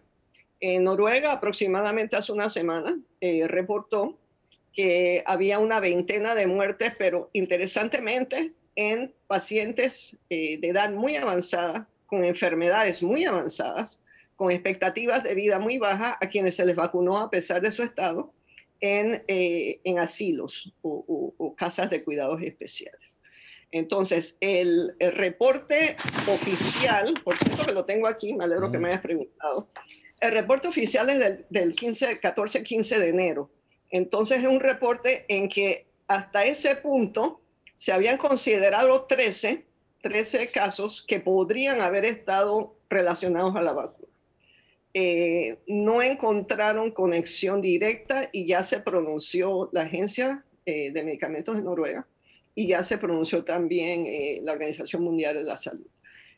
Hay números circulando de que si fueron 29, de que si fueron 33. Yo nada más tengo ahora mismo este reporte oficial de 13, pero estoy segura que se está investigando más. Pero estas muertes, repito, fueron en personas extremadamente frágiles de edades avanzadas, más de 70 años, enfermos. Y la pregunta es entonces, estos pacientes que son tan frágiles son como un niño prematuro. Si se les da no solamente una vacuna, una medicina que les cause una reacción, una fiebre, su constitución tan debilitada puede que no aguante esas reacciones. Entonces, lo que yo quiero recordar, ya que estamos hablando de muertes, lo que les quiero recordar es los millones de personas que ya mencionamos, más o menos 20. En Noruega específicamente, con este ejemplo, ya van a llegar a los 50,000 dentro de poquito, ya pasaron 48,000. Y la mayoría de esas personas, en Noruega 47,000 y cambio, si restamos los casos estos, y luego en el mundo casi 19 millones, ¿verdad? Si nos ponemos a buscar en todo el mundo, están bien, les ha ido bien. Entonces, la última cosita sobre Noruega es que la tasa de mortalidad en este grupo es muy alta. Se calcula entre 300 a 450 muertes en este grupo etario, asilado, enfermos, por semana. Entonces, es muy difícil asignarle esto a la vacuna. Esto sería casi como estos accidentes que vemos en la televisión en las autopistas, ¿verdad? En que se estrellan 30, 40, 50 carros, ustedes lo han visto, y que digamos que los carros causan accidentes y causan la muerte. Entonces nadie estaría manejando y ya nadie produciría carros en todo el mundo. Y cierro, primero, hidroxicloroquina. Ya aparentemente ahora no es hidroxicloroquina, sino la ivermectina. Sin embargo, conversábamos con el doctor Néstor Sosa la semana pasada y nos hizo referencia a los inmunomoduladores, que fue aquello que usó Trump y usaron algunos políticos en los Estados Unidos, pero que por la información que manejo es algo que está muy concentrado exclusivamente en Estados Unidos y a lo cual no es fácil tener acceso en nuestros países de Latinoamérica. Doctora. Sí, los inmunomoduladores, de modular, de afinar, son los productos que han sido aprobados de emergencia. Y interesante que me haces la pregunta después de hablar de las personas adultos mayores, porque uno de los dos inmunomoduladores, hay dos. Regeneron fue el que se le dio al presidente de Estados Unidos, y el otro, que es el Bamlanivimab, parece un trabalenguas, de Eli Lilly, es el segundo. Esos inmunomoduladores se han visto que ayudan a los síntomas y las etapas tempranas del tratamiento. Entonces, interesantemente, el producto de Eli Lilly acaba de anunciar una data en que a pacientes de edad avanzada debilitados les prolonga o los ayuda a salir mejor del COVID. Entonces, eso va a ser una pregunta científica muy interesante, quizás para esos grupos etarios, en vez de vacunarlos para que su sistema inmune sea el que tiene que fajárselas, como quien dice, de pronto este tipo de tratamiento muy particular para el sistema inmune pueda ser una promesa para esos pacientes ya mucho más frágiles que hay. Sí, sobre la ivermectina, para cerrar. Ajá, la ivermectina en el laboratorio ha mostrado que puede dañar al virus. El problema es que, Álvaro, son 100 veces la dosis que toma un humano. Entonces, no podemos hacer ni estudios con 100 veces la dosis ni tomarla porque eso sería tóxico. La ivermectina tiene sus efectos adversos, nuevamente es decisión del médico tratante, pero ahora mismo no hay ni aprobación por la FDA, solamente está aprobada para los piojos, ¿ok? No está aprobada por la FDA para más nada. La FDA no la recomienda, ¿ok? Y los institutos de salud de acá se han pronunciado claramente de que se necesitan estudios más cuidadosos y controlados para poder recomendarla. Entonces, yo no la puedo recomendar basado en lo que he visto, pero yo respeto al médico tratante. Nada más le digo al público, como siempre lo he dicho, Álvaro y Danilo, lean los efectos adversos, búsquenlos en Google o pídanselos a la farmacia. Y si les gusta, entonces tómenla. Pero si usted toma, no debe tomar ivermectina. Si usted toma alcohol, porque puede haber un choque terrible ahí, un efecto anti-abuse que no se anuncia, pero que está allí. Así que cuidado con las cervezas y el trago y la ivermectina. Sí, y es muy delicado, doctora. Me decía un amigo que esto lo venden para, la ivermectina la usan para caballos, para las vacas. Ganado, perros, ¿Sí? y muy importante porque hay personas que incluso se las quieren dar a los niños. Y yo como pediatra le digo, es muy tóxico para los niños, les puede dañar los ojos, lean la posología, yo no estoy inventando nada. Y puede producir, si me perdonan, no lo quiero dejar por fuera, una condición gravísima de la piel que se llama epidermolisis necrotizante, que puede matar, el síndrome de Steven-Johnson. Wow. Y es una lotería que búsquenla, léanla, tomen su decisión, agárrense la mano con su médico tratante y que los monitoreen, por favor, que los monitoreen si están tomando esa medicina. Me decía que esto lo venden en casas veterinarias y que hay gente que está yendo a las casas veterinarias a comprar la ivermectina.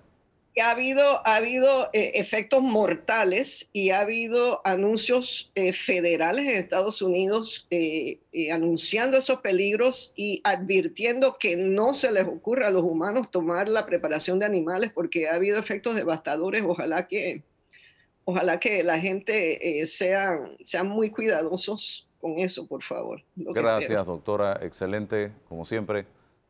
Gracias, que tenga un feliz domingo. Vamos a la pausa.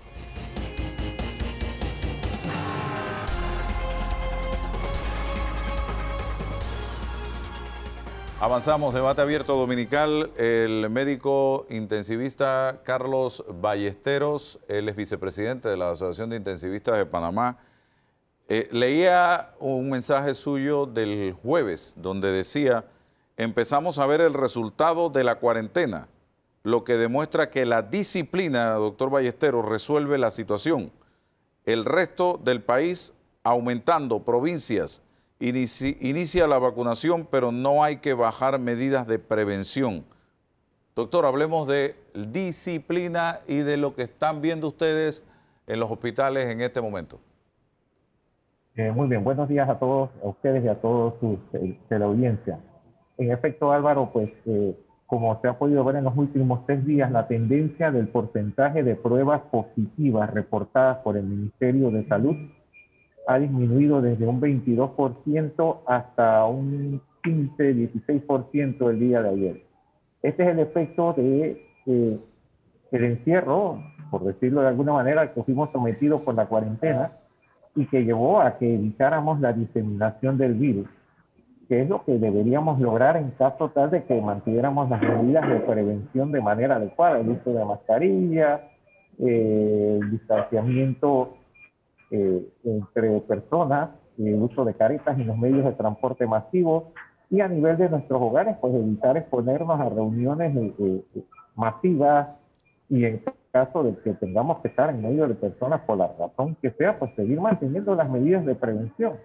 No obstante, ustedes han podido ver que paralelo a esto y en dirección contraria, los casos positivos por día sí han disminuido, pero los pacientes hospitalizados, poco a poco hemos tenido un aumento de 60 pacientes hospitalizados por día en los últimos 4 o 5 días, y cuidados intensivos llegó ayer a su fecha, llegó el día jueves, desde el reporte del jueves, a 240. No hemos tenido cifras de este tipo hasta ahora.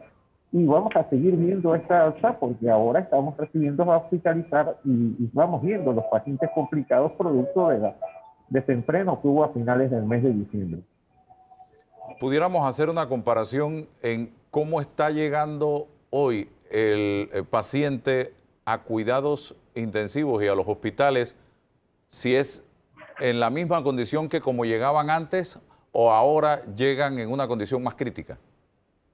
Bueno, Álvaro, lo que pasa es que como las unidades de cuidados intensivos están a su capacidad prácticamente máxima, el paciente está llegando cuando se desocupa una cama. Si recuerdan, cuando comenzamos a hablar de pandemia, les explicábamos que cada paciente que ingresa a la unidad de cuidados intensivos tenemos la expectativa de que utilice la cama no menos de 21 días. Y la única forma de que un paciente desocupe una cama es que se muera. Si no se ha recuperado, cada ingreso no prevemos que esté menos de 21 días en cuidados intensivos, y esto es lo que ha hecho ha llevado a la necesidad de incrementar la capacidad de cuidados intensivos en el país, y hace que en efecto los pacientes lleguen más graves, porque los pacientes tienen que esperar más a poder ser apoyados de manera más efectiva por los especialistas de cuidados intensivos, porque no tenemos en dónde ubicar a los pacientes, y lo cual complica su condición general. ¿Hay alguna fórmula para evitar llegar a ese grado de deterioro? Doctor, yo que estoy viendo el programa en este momento y que de una u otra manera mañana o pasado resulta que me contagié, ¿hay alguna forma que yo pueda o que esté bajo mi control para poder evitar llegar, si me contagio, a ese deterioro a que usted se refiere? Bueno, Álvaro, quisiéramos tener esa fórmula mágica, ojalá la hubiéramos encontrado. De ahí la importancia de que los pacientes, una vez que sean detectados como positivos por el virus, estén estrechamente pendientes de su evolución. Muchos pacientes retrasan su llegada al hospital porque tienen miedo de ir a los hospitales y no se dan cuenta que eso lo único que lleva es que cuando llegan al hospital su condición es mucho más deteriorada y eso va a ir en contra del apoyo que el equipo de salud les pueda dar. La enfermedad es como una carrera, es como el cuento de la liebre y la tortuga. Si por más que nos lleven ventaja, si la enfermedad nos lleva una semana de ventaja, nos va a costar mucho más tratar de alcanzarla y equilibrar la balanza en el favor del paciente. Esto se ha visto reflejado también porque por la el aumento de casos que tuvimos en fin de año y primeros días de enero, limitó la capacidad de respuesta del Ministerio de Salud a nivel de atención primaria, que se han fajado como los valientes, pero no tienen capacidad de atender a todos los pacientes, no tienen capacidad de darle seguimiento a todos los pacientes, de aquí que los pacientes se deterioran mucho más en casa y cuando se deterioran empieza la procesión de a dónde los pueden recibir. No hay cama en este hospital, no hay cama en otro hospital. Cuando logran entrar a un hospital, no hay cama en la unidad de cuidados intensivos que les pueda dar atención inmediata. Y eso retrasa, sigue retrasando y complica más la evolución del paciente. Aparte de que la hospitalización siempre lleva a un riesgo adicional de adquirir infecciones relacionadas a la atención de la salud que complica mucho más la condición de nuestros pacientes. Y nos lleva a que la situación pues que estamos manejando es mucho, probablemente, más grave porque ya no estamos manejando el paciente inmediatamente complicado por el COVID nada más. Por el retraso en la capacidad de respuesta, estamos recibiendo pacientes por COVID más infecciones asociadas a la atención de la salud porque la estancia de los pacientes se está aumentando a nivel de los hospitales y de los centros de atención. Unos no van a los hospitales por temor y otros porque no hay capacidad, muchas veces no hay camas en los propios hospitales y hay gente que comienza o está en un proceso de automedicación, unos tomando medicinas y otros tomando productos naturales y se confían en que esto me va a ayudar. Esto, ¿qué piensa usted? ¿Cuál es su reacción sobre esto? Bueno, Álvaro, yo soy médico y nuestra asociación, la Asociación Panameña de Médicos Intensivistas ha sido clara en que las decisiones que se toman a nivel de la atención de los pacientes deben ser basadas en el conocimiento científico demostrado.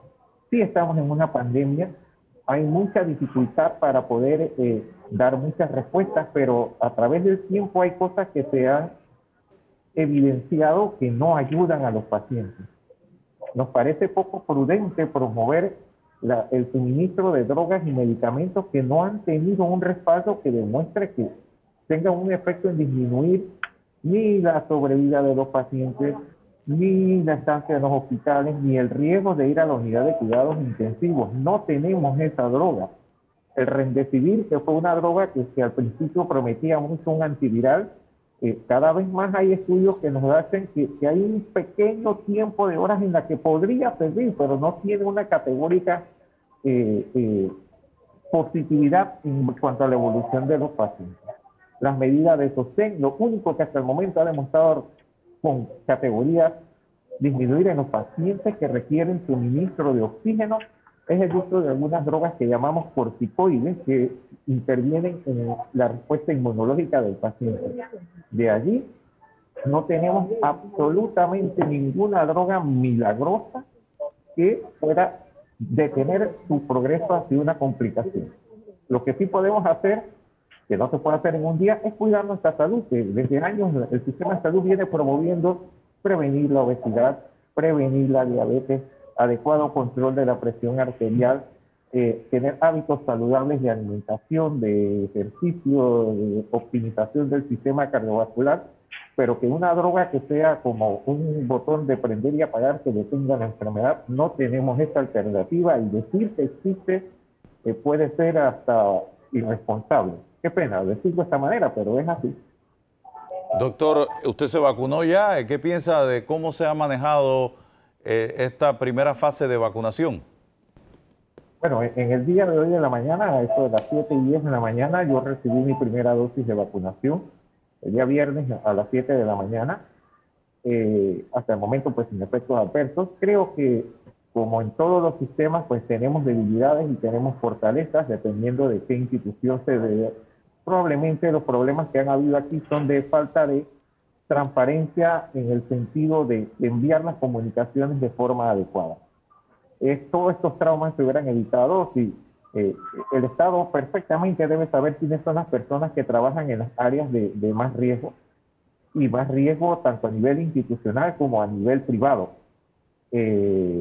Y el Estado perfectamente pudo haber hecho una mejor planificación de esto y emitir las comunicaciones a los respectivos coordinadores de áreas para evitar esto. Era inevitable que todas las personas no se pudieran vacunar ahora, sobre todo pues con las limitaciones que es de conocimiento de ustedes con el suministro de las vacunas de manera inicial. Pero yo pienso que parte del estrés y la ansiedad es un poco de falta de organización en las diferentes unidades ejecutoras, y pues lastimosamente podemos hablar de priorización, porque hay gente que no ha estado en algunas áreas atendiendo pacientes complicados de COVID y que han recibido vacunación. No obstante, hay personal que todos los días está expuesto y no ha sido así. No podemos decir, por ejemplo, en general en las áreas de cuidados intensivos se le está dando al personal, a los médicos especialistas, a los médicos residentes, a los médicos internos, a los terapeutas respiratorios, a los fisioterapeutas, a los técnicos de enfermería, a los trabajadores manuales. Ponemos el caso del Santo Tomás, que es la institución en la que yo trabajo, se ha llevado de manera más organizada, un poco más organizado este proceso, pero sí hay quejas y hay fotos, porque como somos muy, digo yo, taquilleros, nos gusta vernos en las redes sociales y exponernos.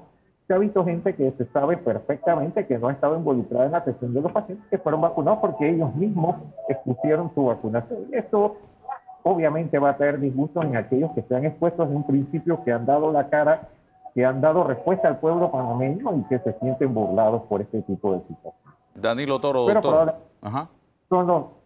Probablemente no sean los más, ¿no? Son los menos, pero igual molesta porque estamos poniendo como que tuviéramos clases de profesionales de salud. Aquí no hay clases. Todos los que hemos estado en el área de trabajo, ya sea a nivel institucional, estatal o a nivel privado, dando atención a los pacientes, merecen la priorización adecuada para recibir esta herramienta que previene el riesgo de enfermarse y morir por esta enfermedad. Buen día, doctor. Doctor, ¿qué reflexión nos tiene usted sobre lecciones que nos deja el COVID?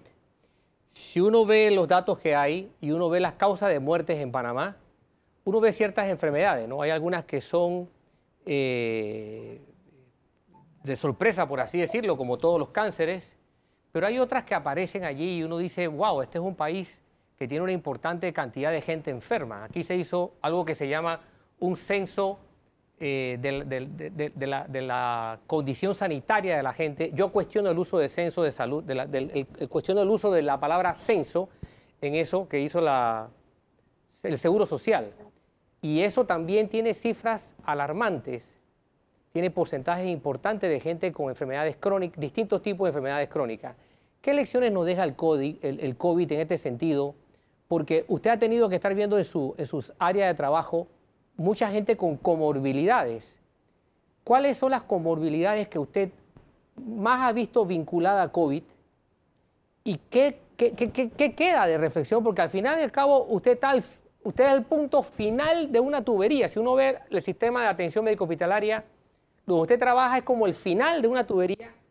O sea, allá debiera llegar gente que ya pasó por una serie de atenciones y que el sistema pues no pudo retenerlos o resolverlo en otras etapas. Así es que le hago esa pregunta porque habría que ver cuánto pesó la existencia de otras enfermedades para que alguien agravara al punto de llegar a sus manos. Muy bien, mire, por ejemplo, en general, nuestros pacientes, cerca de 4 de cada 5 tienen una enfermedad coadyuvante. Presión arterial alta, diabetes mellitus no controlada. Tenemos pacientes que son los menos con enfermedad renal crónica, que están sometidos a terapia de hemodiálisis, por ejemplo. Tenemos unos pacientes que son los menos, que son los inmunosuprimidos, pacientes con historia de artritis reumatoidea que reciben tratamiento inmunosupresor. por decirle algo, pero nuestro principal enemigo aquí es la obesidad. En nuestras unidades cada vez se ha disminuido la edad de los pacientes. Al principio recibíamos más pacientes adultos mayores.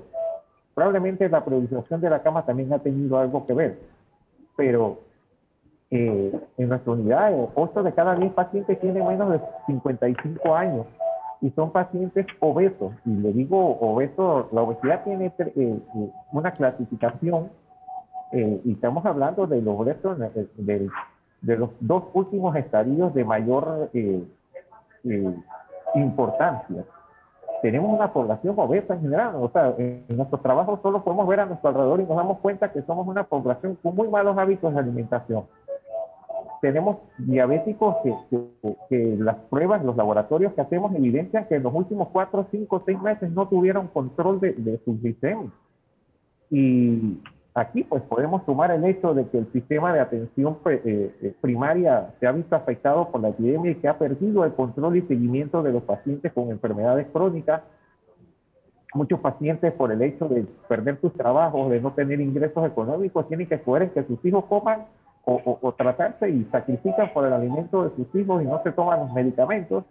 Aparte de que la evidencia de que la pandemia ha puesto claro que no somos disciplinados, y así como no somos disciplinados en nuestro cuidado general como sociedad, tampoco somos cuidadosos en nuestra atención personal, y siempre hemos sido más los pacientes, los diabéticos, los hipertensos, no tomamos adecuadamente los alimentos, no cambiamos nuestros hábitos sociales desde el punto de vista de actividad física y de otros elementos que nos puedan ayudar a disminuir este tipo de problemas, y las consecuencias las estamos pagando. Y gravemente, porque después que salen de aquí, muchos de estos pacientes, por ejemplo, llegan al hospital con un cuadro de una enfermedad cerebrovascular isquémica. Ni siquiera vienen con un problema de tipo pulmonar. Cuando llegan, se les detecta el COVID como enfermedad coadyuvante. Y estos pacientes quedan con secuelas de un paciente con un derrame, porque el COVID exacerba la capacidad de coagular del cuerpo y puede llevar a ese tipo de situaciones. Tenemos pacientes que estaban previamente sanos y que salen con una diabetes de muy difícil manejo. Y tenemos el síndrome de fatiga que queda con los pacientes, donde los pacientes sienten que se cansan muy rápido, que no pueden subir escaleras, que su rendimiento físico se ve severamente comprometido. Tenemos complicaciones desde el punto de vista pulmonar, la sensación de falta de aire y dificultad para respirar, tos crónica que se produce en estos pacientes. Tenemos también los problemas neurológicos. Hay pacientes que hacen debilidad neuromuscular después de haber estado, por ejemplo, en cuidados intensivos de manera sostenida por meses, como consecuencia de la gravedad de la enfermedad. O tenemos pacientes, como les había mencionado antes, hacen trastornos que en medicina llamamos cognitivos, o sea, de su capacidad de interrelacionar con el medio y de integrar conocimientos y ponerlos a funcionar. Y hay pacientes que salen de aquí que pierden su capacidad de funcionar en su entorno, que tienen lo que llaman nubarrones o pérdidas de memoria, o que están frente a las herramientas con las que siempre se desempeñaron y no tienen la capacidad de trabajar a pesar de haberse llevado toda una vida en ese entorno, porque como consecuencia de la enfermedad, este virus deja alteraciones en el comportamiento cognitivo y en la integración de la información de las personas. Este virus no es un simple resfriado, y yo creo que la población tiene que tener conciencia de eso. Y estos problemas que les menciono no se limitan a los pacientes gravemente enfermos que llegan a cuidados intensivos. Se da más frecuencia en estos pacientes. Pero, por ejemplo, yo les mencionaba, salió un estudio que en Nueva York se vio que los pacientes de ascendencia afroamericana tenían mucha más incidencia de desarrollar enfermedad cerebrovascular cuando se infectaban con el virus. Incidencias de 8 de 10 pacientes con secuelas importantes. Entonces no es relajo. Y las enfermedades crónicas, el mal cuidado de la salud a través de nuestra vida, pues está cobrando factura en estos pacientes. Doctor Carlos Ballesteros, muchísimas gracias. Muy gentil de su parte compartir con nosotros en la mañana de hoy y trabajando, porque está ahí en el campo de batalla como siempre. Gracias, doctor. Bien, hemos llegado entonces a la parte final de este programa en el día de hoy, esperando que haya sido de su completo interés. estimados amigos. Gracias.